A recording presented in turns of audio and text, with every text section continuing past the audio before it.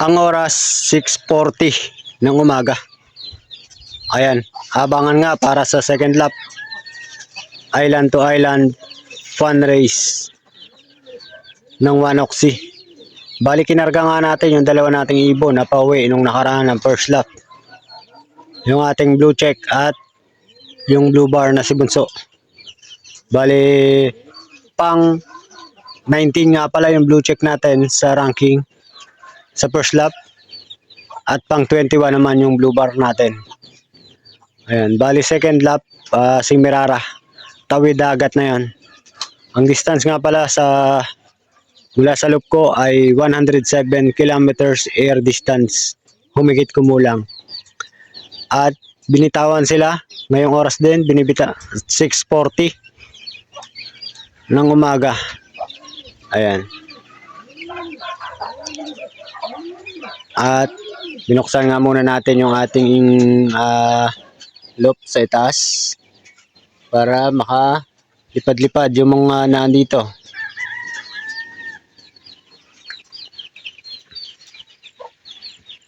Ayan, kumakain na yung ating itim.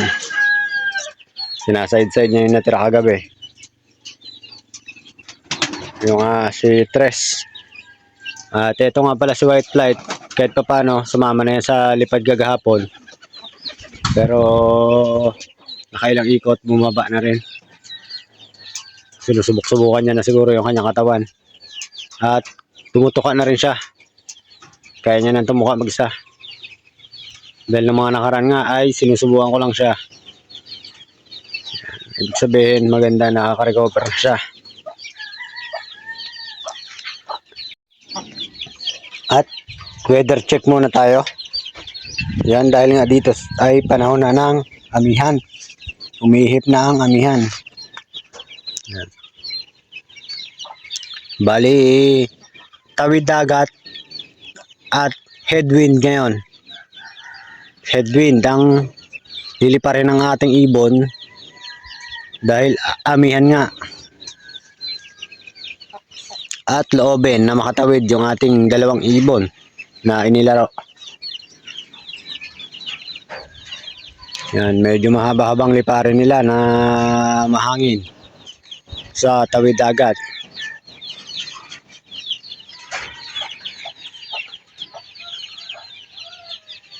.640 binitawan na sa Simirara. 107 kilometers air distance. Humigit kumulang ang distance sa ating loop.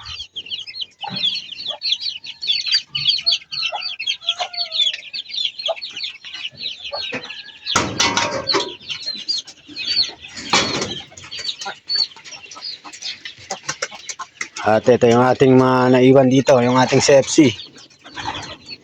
Yan, bali may first training ng CFC San Jose. Hindi na natin kinarga muna to. Sa Tadlock na ulit tayo sasabay. Dahil naka-tadlock na ito. Itong dalawa natin. Ito isa nating CFC. At itong galing kay Chano.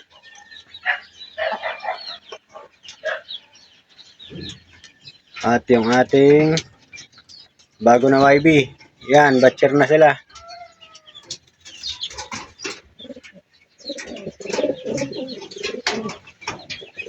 At ito yung isa natin na bagong YB na pang North. Madalas na tumatakas. Ayan. Gusto na lumabas ng dalawa.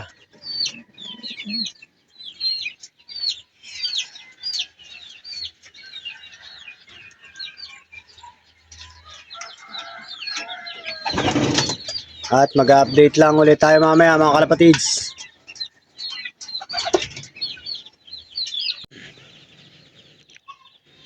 .8:35 na nga ng umaga. At wala pa tayong ibon. Wala pa yung dalawang ibon. Ayan. Binukod ko na yung mga ibon natin dito sa loof. Bale, ang ginawa ko dito, naglagay ako ng release door. Yan. Kapag papawalan ko na sila ay may release door. Ano?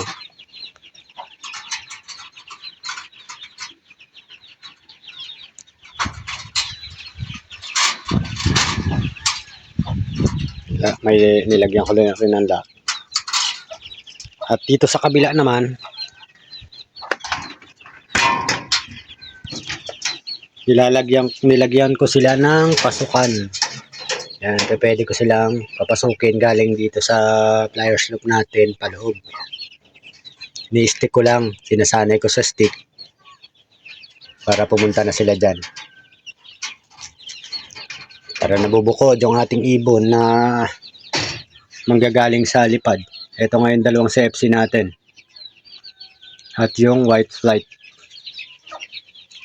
Yung tatlo natin na bago na CFC pang norte. Dalawang blue bar. Ito yung madalas na tumatakas. Ayan naman si itim. At nasa dulo ay yung nestmate ni takas. Yan, bale meron na tayong tatlo na 1 Oxy North.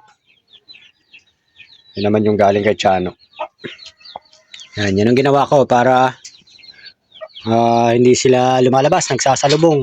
Pag may dumadating tayong ibon, nagsasalubong dito sa ating trapdoor.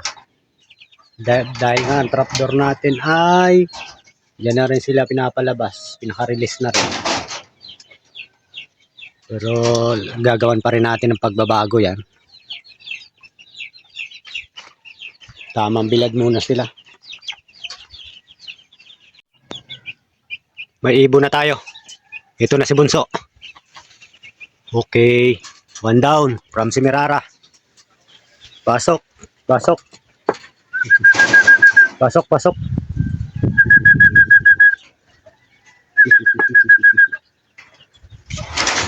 From Semirara, clock muna tayo.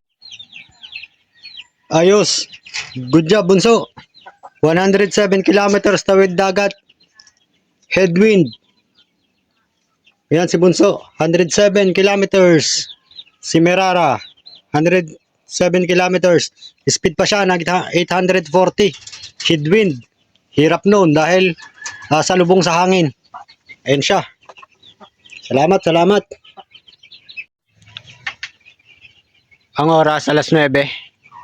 At yan, umihip pa rin yung hanging amihan.